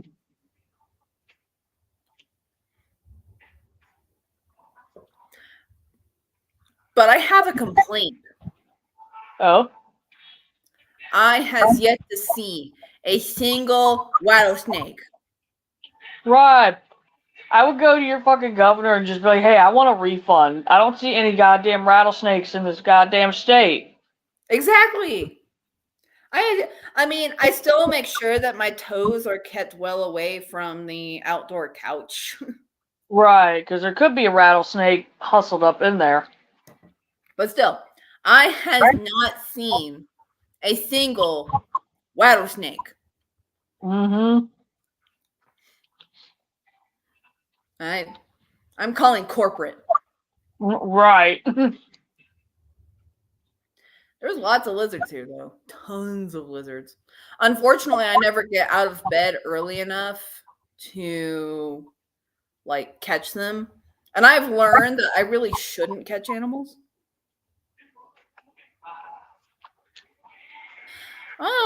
Everybody here sees rattlesnakes except for me. Damn, Ash.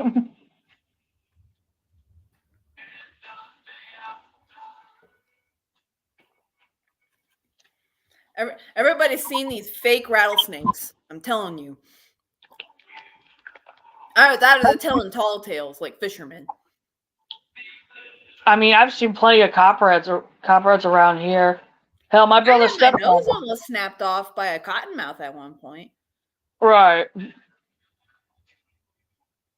I'll never forget that. It's just like chasing a lizard, lift up a rock, and this bright white mouth going at me. Mm-hmm. My stepdad just like sprints in and drags me away, and his brother grabs this whole ass cottonmouth by the tail, like, "Hey, look, a snake!" And my parents and my mom and my stepdad were like, that's a cottonmouth. And he was like, oh, and he yeeted the fucking snake into the lake. Oh, God. I've seen, yeah, he was stupid. I've seen cottonmouths. I think I even saw a copperhead at one point. It was by a creek. Otherwise, though, I haven't actually seen much of Oklahoma's reptile life. I mean, you and me, Ash, we went chasing after the leopard frog. I remember that. And I'll also never forget the time that I grabbed a red wasp. Mm. Not on purpose, mind you. I would never do that intentionally. You just happen to somewhat gently grab a red wasp and then not get stung. It flew at my face. I remember that. Because you know, I was in a gated neighborhood in Texas, Lantana. And just like every day, I walked home from school. And my parents, the front door had one of those like handles and not knob doors. Like you grabbed your hand around it. And so I grab my hand around it and I feel something conspicuously scaly. Right. And I remove my hand, and out from under this handle crawls out a red wasp, and it flies at my face. Oh God. Ugh. And I ran for the Kentucky Hills. And I literally did not go home until my parents like went on a search for me. And I was hiding behind this like construction rubble. And I see their Lincoln Mark gate, which they had at the time, and I peek out and I'm just like, hi. And they're like, what happened? I was just like, this wasp tried to kill me. And I literally would not even approach the front porch until my parents made sure that there was not a red wasp under the handle. Right. And ever since then, I walk home from school and I check under the handle before I actually grabbed it and opened the door. Yeah, I never want to meet red wasps. Hell no. I still think it's so funny. The video with Coyote Peterson, you see them for the first time and you're like, fuck. Hell no. Yeah, they're big and they're mean. Mm-hmm. And that's also why I found out I was allergic to wasps. Right. Because I got stung by one. And the sting quickly started to corrode my arm. Mm-hmm. If you ever wondered what it's like to bleed purple blood, well, I can tell you. Right. It was just like corroding my arm. Luckily, we were in front of like a convenience store at the time. And my mom sees what's happening to my arm and she's like, we have to get there now. And so we run in, mom grabs Benadryl and a bottle of water, and she goes to the cashier, shows the cashier my arm, and the cashier's like, take it. Right.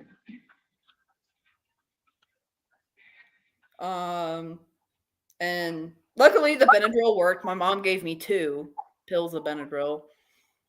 But I still have a scar on my arm from that incident. Meanwhile, my dad and my stepmom swore up and down that I didn't have a wasp allergy until it was proven with a blood test. Right. And this comes to my point of saying, what reason is there? Yep, it is Warrior's Mark. Thank you. It's like my fortune telling me. If you rename it, it sounds cooler. Right. But like, I just don't get why, if somebody tells you they have an allergy to something, why, like, believe them maybe?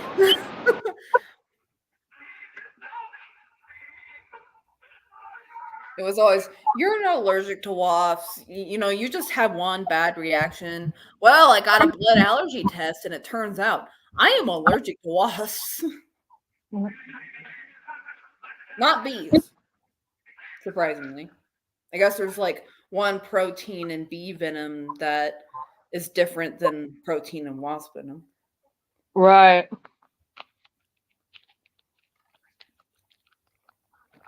I also remember that exterminator who came over, saw the wasps that were like building a nest in my backyard.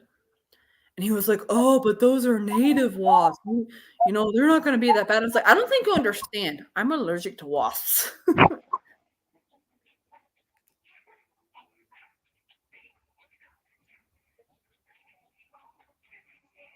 That's also the guy who, like, he was weird. Very weird. But he did give me a kratom.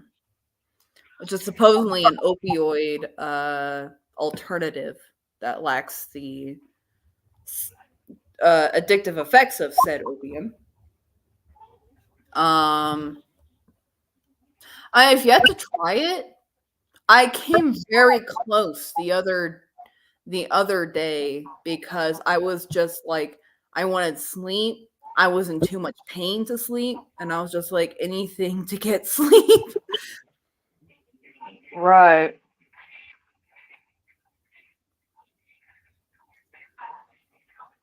And I still have that kratom if I ever decide to use it. Supposedly it tastes very bitter, which I'm worried about. However, I will say I do keep the glucose capsules of my cat's glucose medicine. It's glucose. It's not like anything bad. Mm-hmm. And like I was legitimately considering that, just like crushing up the kratom, putting it in a pill, and just eating it. Because I mean, I wasn't in as much pain as my pain can make me feel, but I was in enough pain to prevent me from getting sleep. Right. And so I was just like, I just want to sleep, please body. Mm-hmm. Luckily, I took some of my IB guard, and that seemed to do the trick. So I came upon a slight realization last night. I woke up in pain again, as usual, generally, but early in pain. I go and take my IB guard, my gas X, go back to bed, fall back asleep. I woke up this morning the most refreshed and like uplifted that I have in a while. And it did make me wonder if that I still experience pain in my sleep. Because when I was younger, I would actually scream in my sleep from my nerve pain. And you know, there's been a few times where it got so bad that I would start thrashing. I remember a specific instance where my mom woke me up when that was happening because I was in so much pain. And it does make me wonder if I still experience pain in my sleep. Because I tend to wake up exhausted. Not like tired, exhausted, like dreary. Or like bleary-eyed or anything. Like I feel like I had a fucking fight. Damn. Yeah, my parents would hear me screaming in my sleep, and at first they were like panicked and everything. But as my pain started to sort of evolve and as it got worse, it got more prevalent, they sort of took the tact of, it's better if she doesn't remember how much pain she's in. Right. And so they would just like leave me alone. So I'd wake up with absolutely no memory of being in so much pain that I screamed in my sleep. Right.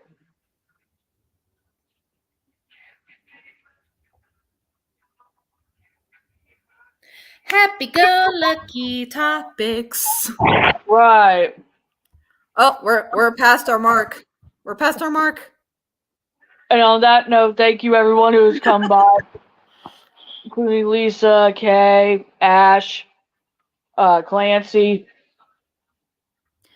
So, have a good night, everybody.